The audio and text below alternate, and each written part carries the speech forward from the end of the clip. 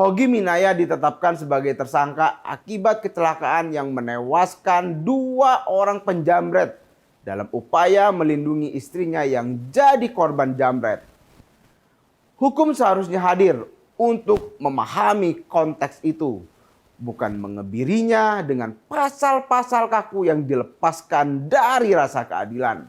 Dari beberapa kasus yang telah lalu tersebut, satu pola yang serupa, bahwa keadilan hadir ketika gelombang protes masyarakat mulai membesar. Tekanan publik mulai meluas. Dalam konteks kasus Hogy Minaya ini, publik juga merasa miris melihat seorang kepala keluarga yang berjuang melindungi istrinya justru diperlakukan layaknya kriminal kelas kakap.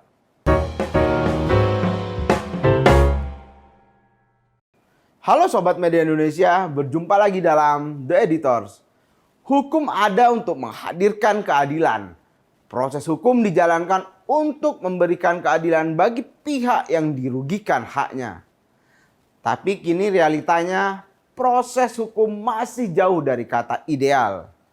Kasus yang menimpa seorang warga Sleman, Yogyakarta, Hogy Minaya, menunjukkan bagaimana pelaksanaan hukum prosedural masih jauh dari rasa keadilan. Hogy Minaya ditetapkan sebagai tersangka akibat kecelakaan yang menewaskan 2 orang penjamret dalam upaya melindungi istrinya yang jadi korban jambret. Hukum seharusnya hadir untuk memahami konteks itu, bukan mengebirinya dengan pasal-pasal kaku yang dilepaskan dari rasa keadilan.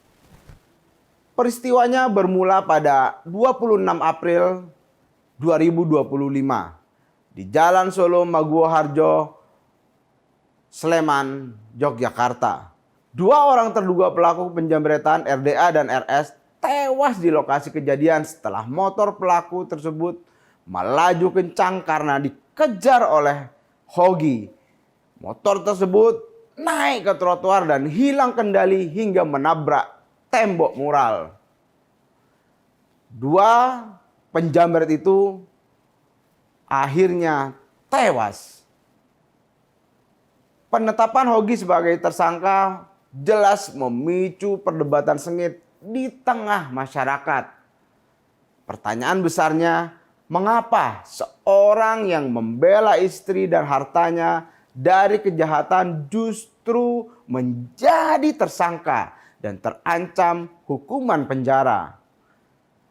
Anggota Komisi Kepolisian Nasional Khairul Anam mengingatkan agar polisi melihat kasus ini secara komprehensif sehingga proses hukum bisa memberikan rasa aman bagi masyarakat. Saya kira problem kasus tersebut ini harus dilihat secara komprehensif. Tidak lain semata-mata ini memenuhi unsur atau tidak memenuhi unsur, ujar Anam. Kasus yang menimpa Hogy di Sleman bukanlah presiden pertama di Indonesia saat seorang korban atau pelindung korban justru berbalik status ditetapkan sebagai tersangka. Salah satu kasus yang cukup menyita perhatian yakni pada tahun 2022 di Lombok Tengah, NTB. Kala itu seorang warga bernama Murtede alias Amak Sinta dihadang oleh 4 orang begal bersenjata tajam dan Amak Sinta melakukan perlawanan sengit. Dalam upaya mempertahankan nyawa dan harta bendanya itu, Amak Sinta berhasil menewaskan 2 dari 4 pelaku begal. Awalnya Polres Lombok menetapkan Amak Sinta sebagai tersangka atas dugaan pembunuhan. Gelombang keberatan dari publik meledak, menuntut keadilan bagi Amak Sinta yang dianggap sebagai korban yang membela diri. Setelah mendapat tekanan publik yang luas, Polda NTB akhirnya mengambil alih kasus tersebut dan mengeluarkan surat perintah penghentian penyidikan. Agak sedikit mundur ke belakang, pada 2018 di Bekasi ada seorang remaja bernama Muhammad Irfan Bahri asal Madura yang berhasil melumpuhkan dan menewaskan pelaku begal di jembatan Sumarekon Bekasi. Tak lama usai peristiwa itu, Irfan juga terancam jadi tersangka oleh polisi. Namun usai gelombang protes publik, Polres Metro Bekasi dengan tegas menyatakan status Irfan sebagai saksi, bukan tersangka. Bahkan Irfan diberi penghargaan karena berani membela diri. Lain lagi dengan Muhyani, seorang peternak berusia 58 tahun yang dijadikan tersangka, bahkan sempat ditahan karena dia berduel dengan pencuri kambing bersenjata golok yang hendak mencuri kambingnya di Banten pada 2023 lalu. Muhyani yang sempat menjadi tersangka akhirnya dibebaskan dari tuntutan setelah diterbitkannya keputusan penghentian penuntutan oleh kejaksaan. Dari beberapa kasus yang telah lalu tersebut, satu pola yang serupa, bahwa keadilan hadir ketika gelombang protes masyarakat mulai membesar. Tekanan publik mulai meluas. Dalam konteks kasus Hogi Minaya ini, publik juga merasa miris melihat seorang kepala keluarga yang berjuang melindungi istrinya justru diperlakukan layaknya kriminal kelas kakap.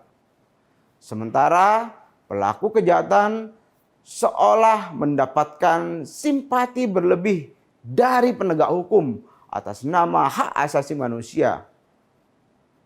Maling atau begal punya HAM, korban cuma punya kewajiban untuk pasrah. Logika hukumnya gimana sih?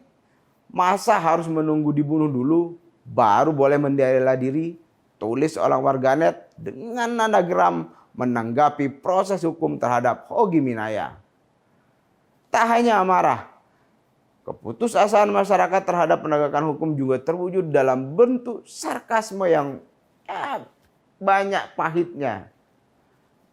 Netizen yang menyindir aparat dengan membuat inilah tutorial cara menghadapi kejahatan agar aman dari jerat hukum.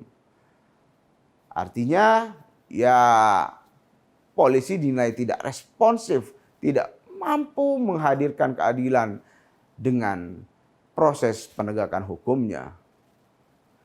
Tekanan publik yang masif di dunia maya inilah yang diyakini menjadi salah satu faktor pendorong bagi Kejaksaan Negeri Sleman untuk mengambil langkah progresif dengan menginisiasi proses restoratif justice.